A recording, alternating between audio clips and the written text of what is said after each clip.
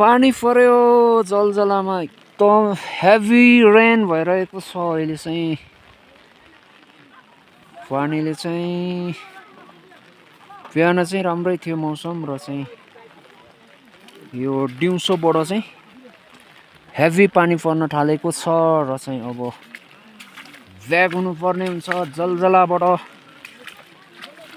निकै रमाइलो यो सुन्दर यो रमणीय ठाउँबाट चाहिँ अब ब्याक टु होम घर जानुपर्ने हुन्छ है।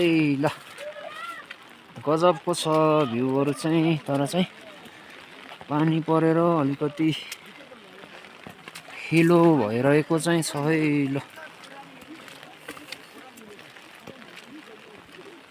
फुलै फुलको यो दुनियाँमा नझुक्ने त कुरै छैन, किनकि यो फुलले तपाईँको त्यो मन, तपाईँको त्यो मस्तिष्कलाई चाहिँ यसरी चाहिँ पगालिएको हुन्छ। त्यही भएर चाहिँ जलजला आउनेहरू प्रायः जसो चाहिँ धार्मिक आस्थाहरूमा चाहिँ विश्वास गर्ने, अलिकति धर्महरूप्रति चाहिँ अलिकति सकारात्मक हुने गर्नुहुन्छ, किनकि यहाँको प्रकृति, यहाँको भाइब्सले नै त्यस्तो सिकाएको हुन्छ। त्यही भएर चाहिँ एकचोटि चाहिँ जसरी पनि आउनै पर्ने ठाउँ, एकचोटि घुम्नै पर्ने ठाउँ यो जलजला, रोल्पाको जलजला। यो चाहिँ सरकारले 100 गन्तव्यहरू मध्येमा चाहिँ एउटा चाहिँ यो जलजला हो नेपालको। त्यही भएर चाहिँ अलिकति प्रचारको केही कमी देखिन्छ। यसको चाहिँ व्यापक प्रचार चाहिँ गर्नुपर्ने जस्तो देखिन्छ। जस्तै पूर्वी रुकुमको चुङ्ग्री लेक चाहिँ अहिले निकै भाइरल छ, निकै पपुलर छ, खास गरी चाहिँ स्थानीय पर्यटकहरूको लागि, लोकल पर्यटकहरूको लागि।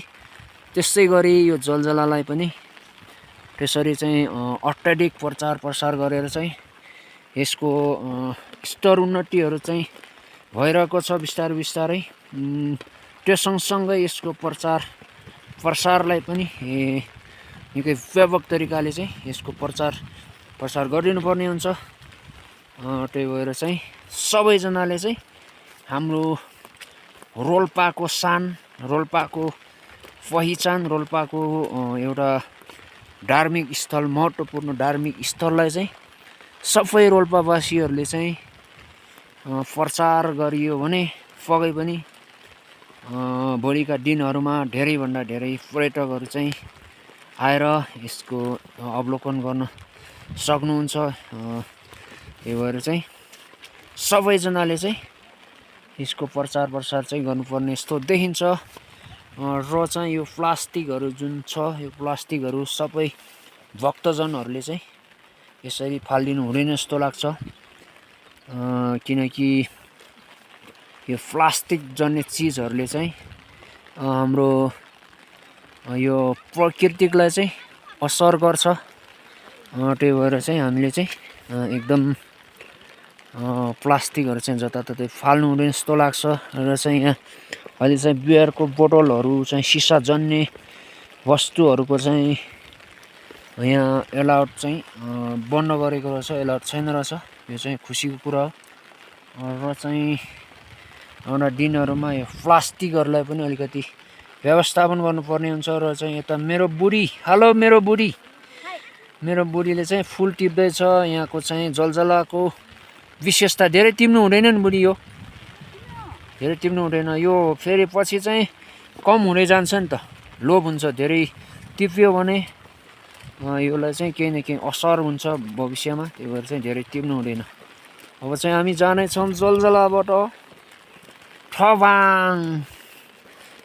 यो चाहिँ थवाङ जाने बाटो हो। माथि चाहिँ कटेज, यहाँ चाहिँ कटेजमा चाहिँ खाना बस्नलाई चाहिँ राम्रो व्यवस्थाहरू छ। हाम्रो दाइहरूको होटेल छ, 3 चोटी यहाँ आइसकेँ म र यहाँ चाहिँ दाइहरूले चाहिँ निकै राम्रोसँग व्यवस्था गर्नुभएको छ। दाइहरूले चाहिँ मिठो खाना खुवाउनुहुन्छ। आउनुहुन्छ भने जलजला कटेजलाई चाहिँ जसरी पनि सम्झिनु होला, यो माथिको चाहिँ जलजला कटेज हो।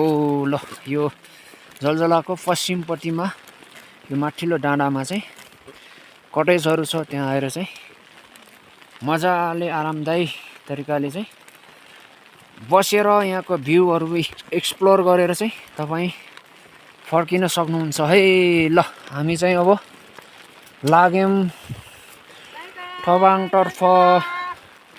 बाई बाई जलजला। अब चाहिँ यो कटेज जाने बाटो हो भने चाहिँ यता यो साइड चाहिँ हाम्रो त्यो ठबाङ।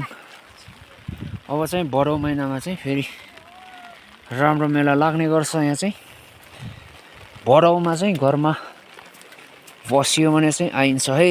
ल वाउ चिप्लो छ बाटो, यस्तो खालको बाटो छ है। एकदम चिप्लो छ है बुढी, बिस्तारै जानुपर्ने हुन्छ।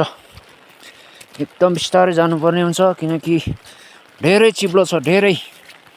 धेरै मात्र होइन, धेरैभन्दा पनि धेरै। यस्तो सुन्दर ठाउँ। यहाँबाट तल चाहिँ हामी ठबाङ जानेछौँ है। ल यो चाहिँ ठबाङ जाने बाटो। यस्तो मजाको छ नि बुढी।